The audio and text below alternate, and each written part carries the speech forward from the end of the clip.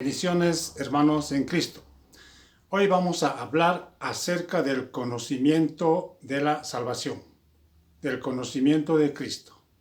Importante es saber el conocimiento de nuestra salvación. Y quiero enfatizar primeramente, el conocimiento de nuestra salvación no es conocer el falso diezmo monetario antibíblico que profesan algunos pastores codiciosos en las congregaciones llamadas denominaciones. Tales son simplemente cueva de ladrones.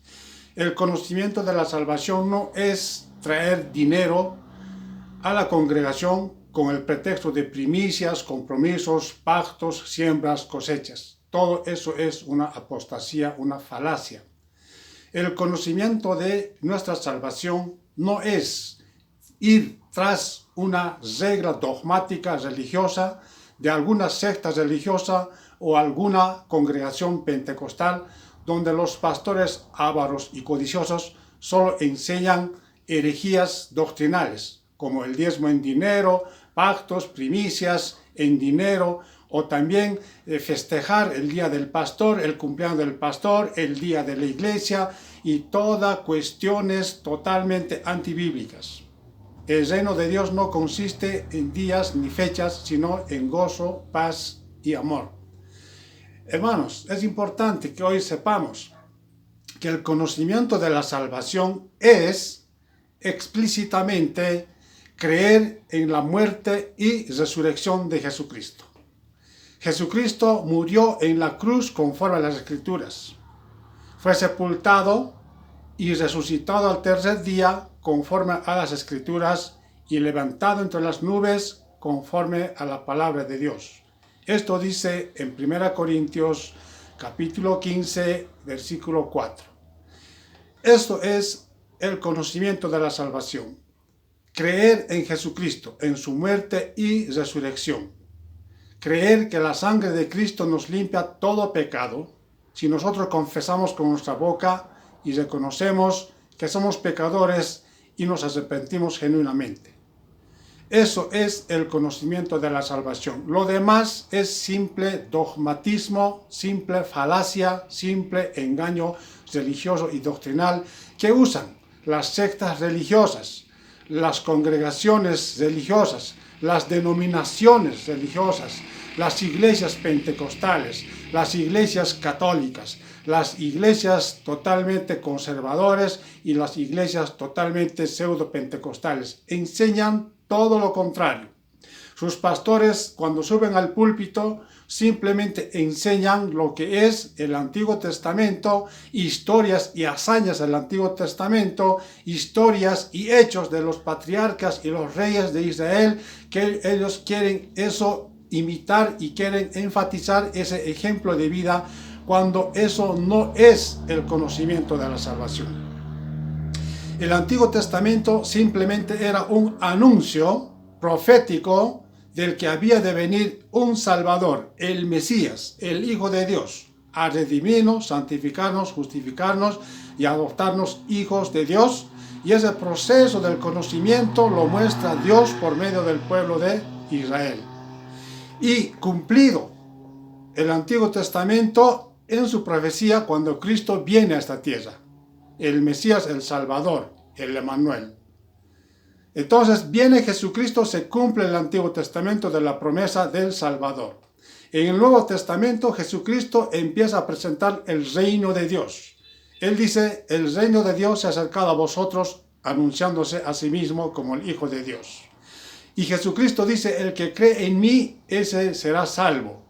Mas el que no cree en mí ya ha sido condenado. Evangelio de San Juan, capítulo 3, versículo 18. El conocimiento de la salvación no es conocer dogmas religiosas, sistemas religiosos, no es pertenecer a una denominación religiosa, no es pertenecer a un grupo religioso. Esos son dogmatismos totalmente corrompidos y pervertidos. Solamente ellos han abierto esas instituciones religiosas para sacar dinero a la gente, exaccionar la plata a la gente, aprovechándose de la ingenuidad de la gente y de la falta del conocimiento bíblico. Entonces estos empiezan a predicar todo, mensajes emocionales, mensajes subjetivos, motivacionales, todo para hurgar lo que es el sentimiento carnal, el sentimiento económico, para que ellos vayan acumulando más dinero y tras dinero sinvergüenzamente. En cambio, el evangelio de la salvación es una cuestión de fe. Aquí nada tiene que ver el dinero. Aquí nada tiene que ver el recurso económico. Aquí nada tiene que ver los templos hechos por manos de hombres con diferentes nombrecitos que se han puesto estos mercaderes del evangelio. Ciertamente en el cielo no va a haber denominaciones cristianas religiosas. No va a haber sectas religiosas. No va a haber instituciones religiosas. En el cielo va a haber hombres y mujeres convertidos a Jesucristo que han entendido y han conocido a Jesucristo como su único y suficiente Salvador. Entonces, todo lo demás es una basura doctrinal, es una inmundicia. Tanto mormones, adventistas, sabatistas, después hay pentecostales con diferentes nombres, unidos, iglesias presbiterianos, bautistas, luteranos, iglesias Movimiento Misionero, IPUG, hay una sinfín de nombres que ahora ya no se han totalmente confundido.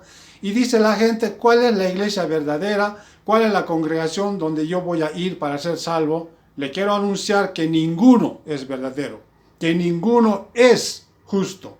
Todos son cueva de ladrones estipuladas por hombres codiciosos que han monopolizado un sistema religioso para acumular dinero y más dinero. Ciertamente el templo de Dios ya no es las construcciones de piedra o de barro.